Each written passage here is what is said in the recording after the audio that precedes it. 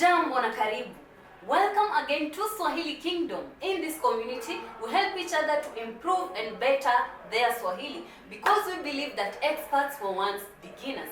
And you too are on your way to becoming an expert and speak Swahili like no one's business. So, remember to subscribe right now for you to be part of this vibrant and growing community.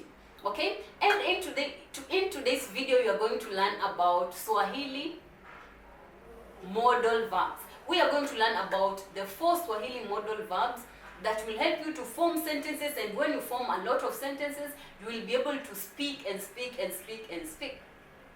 Modal verbs are superpower verbs because they help you in forming a lot of sentences. You cannot form a sentence with just a modal verb. It will need another verb, and that's how you will be learning. Verbs are very important in language learning. So you are going to learn the 4 modal verbs in Swahili that are used in our daily lives. In the middle of the video, I'm going to tell you something about reading and how it has helped me, especially in my Spanish. Okay, and at the end of the video we have a giveaway. So watch till the end of the video to see the giveaway.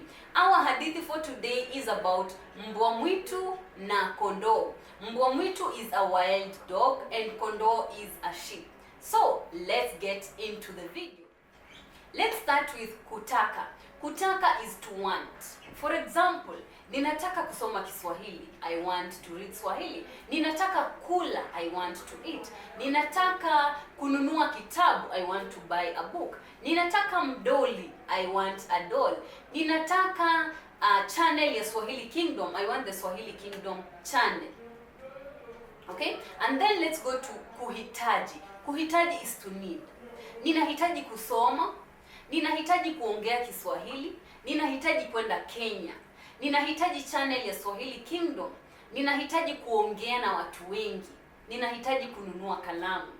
Unahitaji kufanya nini? What do you need to do? Comment down below. Unahitaji kufanya nini? And the third one is kuweza. Ninaweza kusoma. Ninaweza kukimbia. Ninaweza kuandika. Ninaweza kuongea Kiswahili. Ninaweza kucheza. Ninaweza kuimba. Wewe unaweza kufanya nini? Unaweza kufanya nini? Niambie hapo chini kwenye komenti. And then we have another word which is lazima. Lazima. Lazima is usually used with when you use lazima, the one that follows changes the R to E. For example, lazima niende shuleni. So kuenda, the A for apple turned for E for egg. Lazima niende shuleni, I must go to school. Lazima niandike kitabu, I must write a book. Lazima niongee Kiswahili, I must speak Swahili. Lazima ni hesabu. So, lazima ni hesabu, it has not turned because Arabic verbs remain the way they are, they don't change. Arabic verbs are verbs that ends with all other vowels apart from A. Bantu verbs end with A. Okay, Bantu verbs ends with A. So I hope right now you know kuweza, kutaka, kuhitaji and lazima. And right now I'm going to tell you something about reading. I have been reading in my Spanish from beginner books, intermediate books, and right now I'm reading advanced or native like books. Beginner books, intermediate books, where have I been getting? I've been getting them from Oli Richards. I've bought the Oli Richard books. Okay, in Spanish beginner, I've read his stories. Intermediate, I've read his stories. He is a very great writer and he has helped me a lot. I'm very thankful to Oli Richards. Then for the advanced, I read native like books. What are native like books? Books that native people are reading as well. For example, I have read Trawase Ese Sapo, which means eat that frog. I have read Essentialismo, which means is essentialism.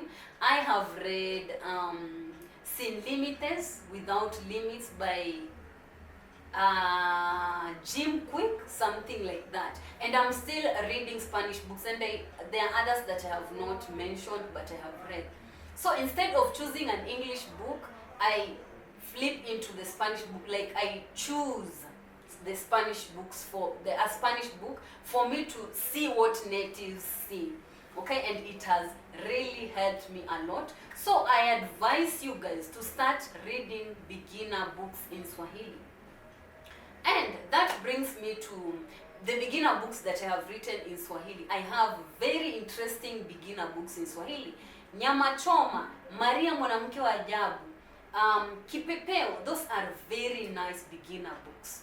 Okay, I have them. Click the link down below in the description to go and buy them for you to enjoy. Let's go to our hadithi. Hadithi hadithi, say hadithi njoo. Hadithi hadithi. Hadithi yetu ya leo ni kuhusu mbwa mwitu na kondoo. Mbwa mwitu is a wild dog, kondoo is a sheep. Hapo zamani mbwa mwitu na kondoo walikuwa wanaishi pamoja na binadamu. Walikuwa wanaishi na binadamu pamoja. Siku moja binadamu alitoka kwenda safari. Venye alikuwa anatembea safarini, alikutana na mbwa. Mbwa akamfuata alipokuwa anarudi nyumbani. Naye binadamu akasema, huyu mbwa ananifuata, anafanana kama huyo mbwa mwingine ambaye ako kwangu. Sasa nitamwacha tu twende naye nyumbani. Akaenda naye. Kufika nyumbani, mbwa mwitu akamuona huyo mbwa. Akaenda kwa kondoo akamwambia, rafiki yangu kondoo, nimeona mbwa mwingine ambaye huyu binadamu amekuja naye, na sidhani kama anaweza kaa na yeye. Hakai ni kama anatoka kwa jamii moja na mimi. Sasa mimi nitarudi kwetu msituni, nikuache wewe ukae na mbwa na binadamu. Kondoo akamwambia, rafiki yangu mbwa mwitu, ni sawa kama unataka kurudi msituni, ni sawa. Wewe rudi, na shukuru sana kwa wakati wako kuwa rafiki yangu, kunisaidia na kutulinda mimi na binadamu. Mbwa mwitu akamuaga kondoo, akaenda zake. Binadamu akabaki na mbwa na kondoo katika nyumba yake. Na hadithi yangu imeishia hapo. Asante sana kwa kusikiliza hii hadithi. Natumai umeelewa kitu kimoja au vitu vingi katika hii hadithi.